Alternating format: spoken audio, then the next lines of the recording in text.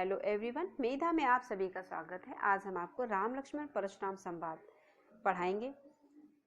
आपके इस पैराग्राफ में सीता स्वयंवर में धनुष टूटने के उपरांत लक्ष्मण और परशुराम के मध्य होने वाले संवाद को वर्णित किया गया है। यहाँ पर लक्ष्मण जी परशुराम जी से कहते हैं कि तुम तो काल हाक जनुलाबा, बार बार मोहि लागी बुलावा।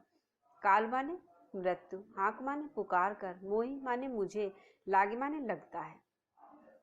लक्ष्मण जी परशुराम जी से कहते हैं कि तुम तो काल हाक जनुलाबा, आप मेरे काल को बार बार पुकार कर बुला रहे हैं। बार बार मुहि लागी बुलावा, मुझे लगता है कि आप मेरे काल को बार बार मेरे लिए पुकार कर बुला रहे हैं, क्योंकि आप स्वयं तो मेरा कुछ बिगाड़ नहीं सके, इसीलिए मेरी मृत्यु को बार बार पुकार कर मेरे लिए बुला रहे हैं। सुनत लखन के वचन कठोरा, लक्ष्मण जी के कठोर वचन को सुनकर, कठोर माने कटु, लक्ष्मण जी के कटु वचन को सुनकर परशु सुधारी धर्यो कर घोरा, धर्यो माने रखकर, परशुराम जी ने अपने फरसे को, अपने घनघोर फरसे को सुधार कर, संभाल कर अपने हाथ में रख लिया, अपने हाथ में पकड़ लिया। कर माने हाथ, अपने हाथ में पकड़ लिया। परशुराम जी ने अपने घनघोर फरसे को अपने हाथ में संभाल कर पकड़ लिया। अब जन देई दोष मुहि लोगु, कटुवादी बालक बद जोगु। अब जन देई दोष मुहि लोगु। परशुराम जी सभा में उपस्थित सभी लोगों से कहते हैं कि अब कोई भी मुझे दोष ना दे, अब कोई भी मुझे दोष ना दे। कटुवादी बालक बद जोगु, कटुवादी माने कठोर वचन बोलने वाला, बद जोगु माने बद के योग्य, या जो कटुवचन बोलने वाला बालक है या बद के योग्य है। बाल विलोक बहुत मैं बाँचा, अब यहु मर निहार भाषाचा।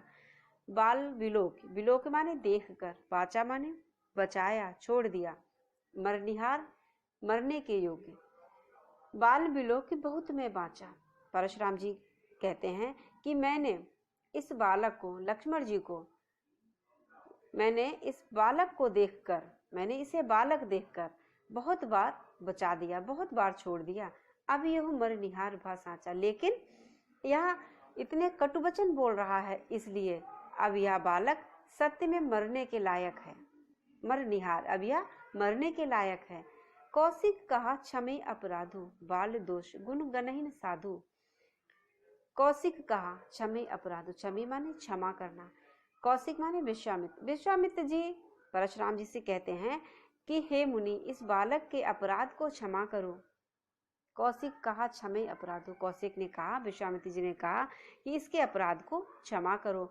बाल दोष गुण गणहीन साधु, जो साधु होते हैं वह बालकों के गुण और दोष, गुण और अवगुण पर ध्यान नहीं देते हैं।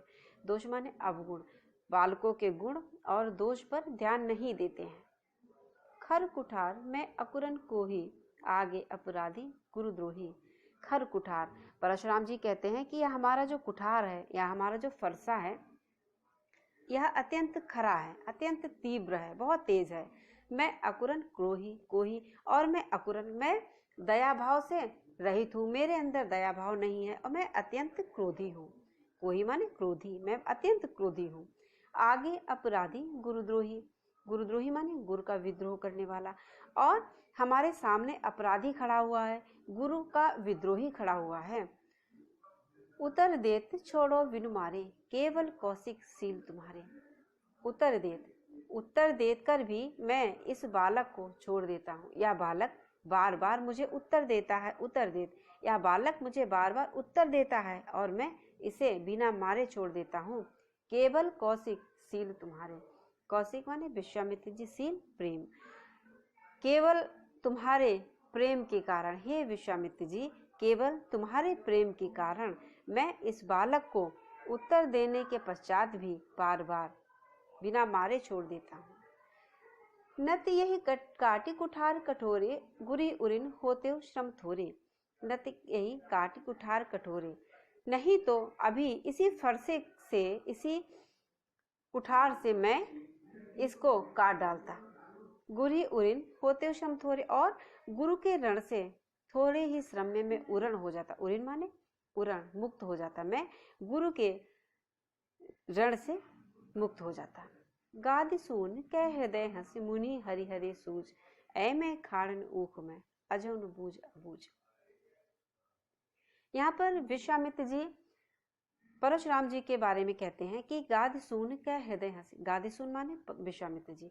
विश्वामित्र जी परशुराम के लिए कहते हैं कि गादि सून कै हृदय हंसी। गादि सून विश्वामित्र जी अपने मन में कहते हुए हंसते हैं, हंसकर कहते हैं, अपने हृदय में हंसकर कहते हैं कि मुनि को, परशुराम जी को सब कुछ हरा हरा ही दिखाई देता है। हरे हरे माने सब कुछ हरा हरा दिखाई दे रहा है।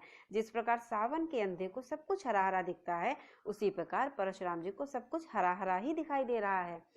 अर्थात यह श्री राम और लक्ष्मण को अन्य क्षत्रियों के भांति ही समझ रहे हैं।